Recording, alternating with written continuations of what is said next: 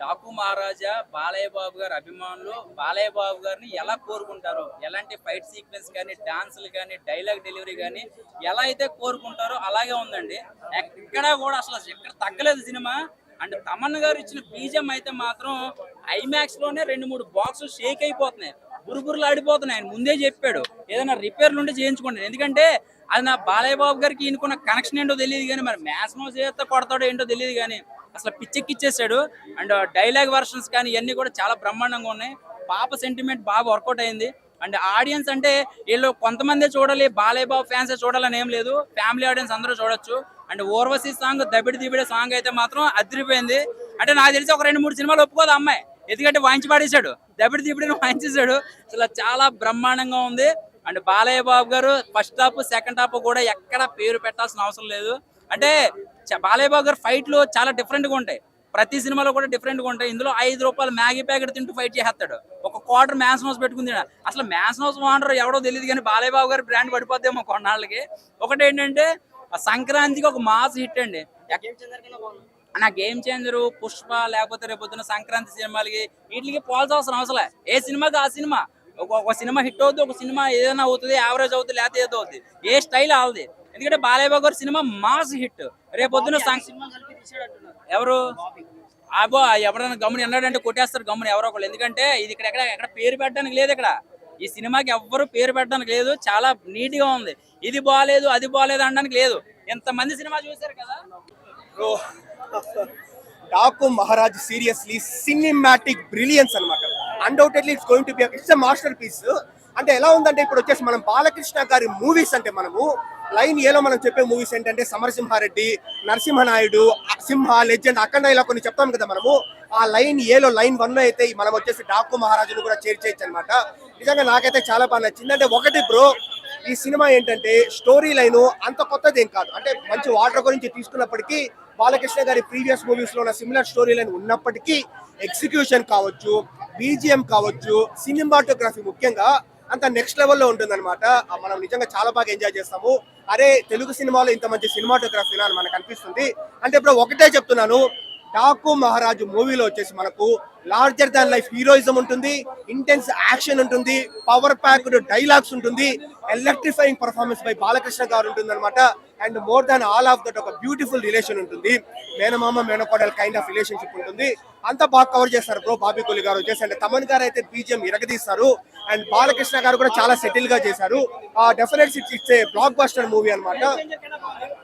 Definitely game changer కూడా నాకు వచ్చేసి పర్వాలేదు అనమాట, నాకు నచ్చింది. మరీ తీసి పడేసే మూవీ ఏం కాదు కానీ, బట్ ఈ మూవీలో మనం ఏ లోపాలు మనం పెట్టలేము. ఫస్ట్ హాఫ్ ఏంటంటే ప్రో ఫ్యాన్స్ కోసము, second half fans plus family కోసం అనమాట.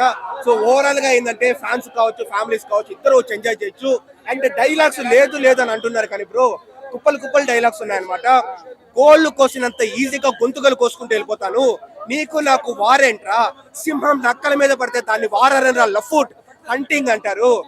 అందరూ చదవడంలో మాస్టర్స్ చేస్తారేమో, నేను చంపడంలో మాస్టర్స్ చేశాను, I did masters in murders అని ఇలాంటి డైలాగ్స్ అంటే నేను చెప్తే బాగుండదు కానీ బాలకృష్ణ గారు చెప్తే చాలా బాగుంటుంది. సో హ్యాపీగా మన మూవీలో ఎంజాయ్ చేయొచ్చు. అన్డౌటెడ్లీ ఇప్పుడు it's masterpiece, it's cinematic brilliance అన్నమాట. కొత్తగా చూస్తారు బాలయ్య బాబు గారిని అంటున్నారు, నిజంగా అలా అనిపించిందా? కొత్తగా అంటే రెగ్యులర్ బాలయ్యనే ఇంకా హైపర్ గా ఉంది, చాలా బాగుంది. డైరెక్షన్ ఎలా అనిపించింది? గుడ్ మ్యూజిక్ చాలా బాగుంది. స్టోరీ లైన్ గానీ ఏదైనా మెసేజ్ ఓరియంటెడ్ మెసేజ్ ఉంది. గుడ్. లేదు లాగ్ లేదు అసలు. మనకి మ్యూజిక్ అంటే తమన్ ఈస్ ఫర్ బాలయ్య అంతే. దబిడి దిబిడి సాంగ్ కి కొంచెం బాగుంది. ఏం లేదు ఎవ్రీథింగ్ చాలా బాగుంది. డెఫినెట్ గా చూడొచ్చు. ఒక అభిమానిగా నాగవంశీ గారు సినిమా తీశారు, సో ఎలా చూపించారు బాలయ్య గారు? అంటే fan movie, complete fan movie. Overall rating ఎంత? 4. సినిమా అయితే బాగుందన్న. ఒక మా బాలయ్య బాబు సినిమాలు సాధారణంగా అందరూ ఏమంటారు, బుర్ర ఇంట్లో పెట్టలేసి రావాలంటారు. దీనికి అనక్కర్లా, తీసుకొచ్చినా పర్లేదు.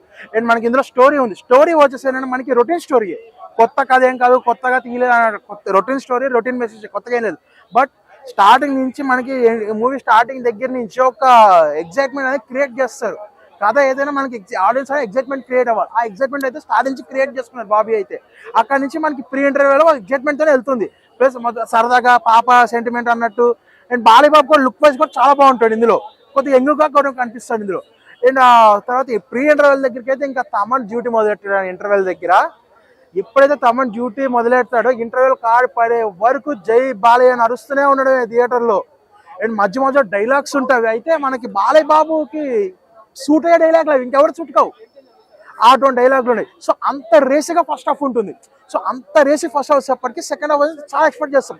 సో సెకండ్ హాఫ్ వచ్చేప్పటికి ఏంటంటే second half mixed of emotions, ఒక ఎమోషన్స్ ఉంటాయి, యాక్షన్ సీక్వెన్స్ ఉంటాయి, డైలాగ్స్ ఉంటాయి. సో మనకి ఎమోషన్స్ క్యారీ అవుతే కొద్దిగా మూవీ అనేది స్లో అయినట్టు అనిపిస్తుంది. సో ఫస్ట్ హాఫ్ చూసుకుంటే సెకండ్ హాఫ్ కొద్దిగా డెల్ అనిపిస్తుంది మనకి. సో అలా స్లో అవుతూ అక్కడ బాలయ్య బాబు ఎంత కావాలంటే అంత రేజ్ చేస్తూనే ఉంటాడు.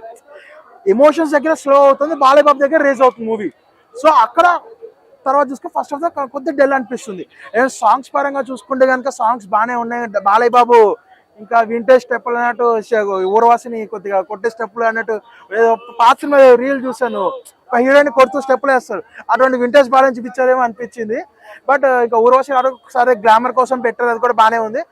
ప్రజ్ఞా జైస్వాల్ కానీ శ్రీనిధి అనుకుంటా ఇంకొక హీరోయిన్ పేరు, ఐ మీన్ ఊర్వాసి కాదు ఇంకో హీరోయిన్ ఉంటుంది జెర్సీ సినిమాలో హీరోయిన్, ఆ హీరోయిన్ కూడా తన రోల్ కూడా పర్ఫెక్ట్ గా ఉంది, షూట్ అయింది కూడా ఆ రోల్ గా. అండ్ విలన్ గా బాబీ డియోల్ గత యానిమల్ అండ్ మొన్న కంగోవా సినిమాలో కంటే నాకు ఈ సినిమాలో బాగా నచ్చాడు బాబీ డియోల్ అండ్ బాలయ్యకి ఫేస్ ఆఫ్ సీన్స్ చాలా అంటే క్యారెక్టర్ షూట్ అయ్యింది. అంటే ఐ మీన్ ఒక ఇద్దరు face off scenes set screen కి పర్ఫెక్ట్ గా ఉన్నారు. వాళ్ళిద్దరు ఫేస్ కట్స్ కానీ ఇద్దరు తేడాగాళ్ళ అన్నట్టు ఒక బ్రెయిన్ అంటే బాలయ్య డైలాగులు ఎట్లుంటాయి మనకి అంత రేజ్ గా ఆ ఇద్దరు సెట్ అయినట్టు అనిపించింది.